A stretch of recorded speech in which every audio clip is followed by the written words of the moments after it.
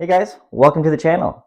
So today, I want to talk about loads, like my fridge here and my oven for my off-grid setup. So basically today, I want to walk through all my appliances and explain exactly how much wattage each appliance is using. That way, if anybody else is interested in getting into off-grid and want to know how much wattage each appliance is using, well, this video should help. Now, a lot of people, when they think off-grid, they think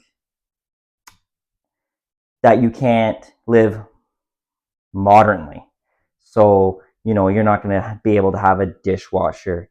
You can't have a 120 volt fridge. Everything needs to be propane. It all depends on the size of your setup. So, how many batteries you got, the size, solar panels, and inverter. So I went with a fairly large system because I wanted to live in a home that still has all those modern amenities. So let's start with the fridge. This is a Samsung fridge. It's about a year and a half old. So, this is a standard modern stainless steel fridge. It is energy efficient, that you would get from Home Depot. This here, believe it or not, when I always thought that a fridge would use like tons of wattage, so like lots of power, and this thing here uses only 50 to 60 watts. It's crazy. I couldn't believe how energy efficient this fridge is. It's wild. So now for like the freezer and the fridge, I'm assuming whether it's the freezer on or the fridge is on, it's using only 50, 60 watts. Whenever I'd hear the fridge cycle on, I would go to my scale and see how much wattage it's pulling. And every time it seems to be 50, 60 watts. So, that's nothing. That's such low wattage, I think, for a modern 120 volt fridge. Behind me here, I have a gas stove. So again, this is your typical modern gas stove. You could run a natural gas or propane. Again, bought it from Home Depot, so it's nothing special. The only difference is when you go with gas, you're using a 120 volt plug, not 240 volts. So when you turn on the oven and you want to bake something, it's pulling about 500 watts. So it's nothing crazy, but 500 watts is a fair amount of power that it's consuming. So you gotta make sure that you have enough charge capacity to be using it. But I haven't had really any issues. I use it for maybe, I don't know, like average meal, probably half hour, 20 minutes, depending. And I never really have any issues with not having enough power. So yeah. So when now moving on to the top, this is strictly propane. So you flick it on, and your burner turns on. That uses no power, just propane. So very efficient there for not using any power, and that's why I went with a propane oven rather than electric, because electric would obviously use a lot more power. Right here, my hood fan, 150 watts for the hood fan on medium and 100 watts on low. So not too bad. It's I mean, for a fan, it uses quite a bit of wattage, I think, but whatever, you need it. But yeah, so hood fan, 100 watts, 150. Gas oven, 500 watts on bake. No wattage when you're using the top. And fridge, 50 to 60 watts. So now we'll move on to my dishwasher. All right, here is my Samsung dishwasher. Again, I bought this dishwasher here from Home Depot.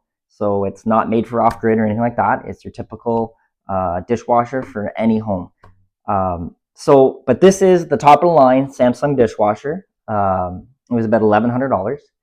The reason why I went with the top line Samsung dishwasher was because I've had their cheaper version, so it was like $450. Still a nice dishwasher, but it's much louder. It operates way louder. So in the past, I'd be sitting down watching TV, and the dishwasher was so loud, it was just too much. I'm like, okay, next time I'm getting the top of the line, and what a difference. I mean, it still makes noise, but it's way quieter. So I don't know, to me, it was worth the extra money. But anyways, let's talk about wattage. So Samsung dishwasher uses 1,200 watts, and that's consistent. So a dishwasher draws a lot of power, a lot. And that's express 60. So it's going to run for 1 hour, and it's going to draw 1,200 watts for that full hour. So to use this dishwasher, I only use it on sunny days when the batteries are being charged by the sun. Otherwise, I can't use it. If I try and use it when the sun's not out, it will just kill the batteries. And then I'll just have to go start the generator and recharge them. So it's not worth it to me. I only use it on sunny days. So, and that's, I usually just use it on the weekends. So it's nice. It's nice to have, if you have like a bunch of dishes and you don't feel like hand washing them, then yeah, it's great. So it's good to have. If I'm not using dishwasher, I'm obviously just hand washing. Yeah, so that is the dishwasher. They use a lot of power. So let's move on to the toaster. All right, so if you're going off grid, can you get a toaster? How much wattage does a toaster use? So living off grid, what I've learned is anything that has a heating element uses a lot of wattage. So this toaster here uses about 500-600 watts. So that's the same amount as my oven when it's on bake. So it's a fair amount of wattage. So if you're low on power, you can't really use your toaster.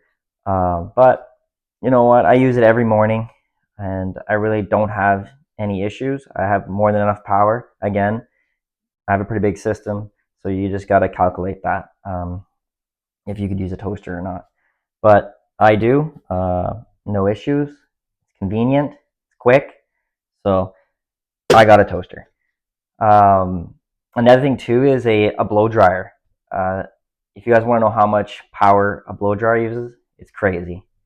It's 1,800 watts, like almost 2,000 watts when you're using a blow dryer. So another thing too, like blow dryers use a lot of power. If you're thinking about going off grid, depending on the size of your setup, you may not be able to use a blow dryer. So anyways, let's move to the TV and the mini split, and we'll discuss how much power those use. All right, so now we're at the TV here, and above it we got the mini split. So one of my biggest questions was, when I was thinking about going off grid, am I able to use a TV? How often can I use the TV? Well, this TV here uses about 40 watts. Very, very low wattage, which is great. When I was getting into off grid, I was like trying to calculate, like, well, how often am I going to use it? Blah blah blah. Like, I mean, I don't watch TV that much at all. Just maybe in the evening, after dinner, a little bit of TV, nothing crazy. But what I've realized is you could definitely run a TV like all day. 40 watts is nothing. It's minor. So for those of you who I think or want to know, can I get a TV? You probably can. They use very low power. Now the mini split, those, I mean, they're obviously energy efficient, like compared to baseboard heaters or anything like that. Um, when I have it for heat, like if I turn it on to get the house warmed up, you're looking at about 500-600 watts while it's running. So it's tricky. I don't use it in the winter at all. I have my wood stove here behind me. I run that 24/7, never shuts off. Uh, Always constantly burning wood. You can't beat that heat. It's nice, warm, radiant heat, and you just can't beat it. Unfortunately, if to run the mini split all the time, I would just kill my batteries. And I have a big system. I mean, it's not huge, but it's a decent size. I've mentioned in other videos, but anyways, I got 16 445 amp 445. Sorry, I think, yeah, 445 amp hour batteries. They're the Rolls L16s. So I get 16 of them, and a 7,000 watt inverter and 10 solar panels. So even with a system that size, I can't run the mini split during the day, or let's just say 24/7. I can't do that. There's no way. I will kill the batteries. So you can't rely on a mini split for heat if you're going off grid. At least I can't. Now that changes come summer when I want to run the AC. I could run the AC pretty much 24/7 just because of the amount of sunlight you're getting. Most days are sunny, and you get so much sun from when it rises to when it goes down that you can run the mini split for the air conditioning. And I even leave it on all night. Once it's got the house to whatever temperature you set it at, it's not staying on all the time. It only comes on to maintain that temperature. And I had no issues all night. It would come on, and it's kind of weird. Like, same thing. It uses about 600 watts, but I guess it doesn't have to work as hard after after 8 hours of it running. So the wattage started coming down to about like 300 watts. So very, very, very efficient, the air conditioning. So and this is an 860 square foot home, so it's not huge. Doesn't take very long to cool it down. All right, so let's talk about water. So obviously we all need water to live. Shower, do dishes, drink, stuff like that. I got a drilled well. Now you have three options, that I'm aware of. You could either go with a 12-volt well pump, you could go with a 120-volt well pump, or a 240.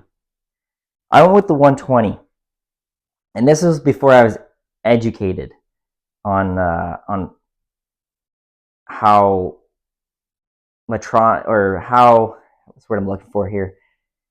Before I was educated on how much power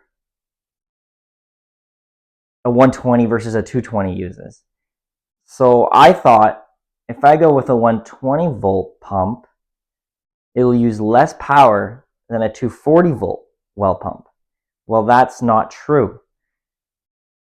Your 220 volt pump will use less wattage. I don't know, less amperage. I don't know. I don't know exactly why that is. I'm not an electrician. I was told afterwards, after an electrician, that the 240 volt pump would use less amperage, so less wattage. So for those of you that didn't know that, now you know.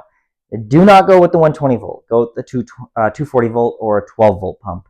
I was skeptical about going with a 12 volt pump. I don't know why. I wanted something that's reliable, strong, and it's going to last. So I went with a submergible 120 volt pump. They work great. It's instant pressure. You don't hear them. It's not like a jet pump. It doesn't sound like a meat grinder in the other room.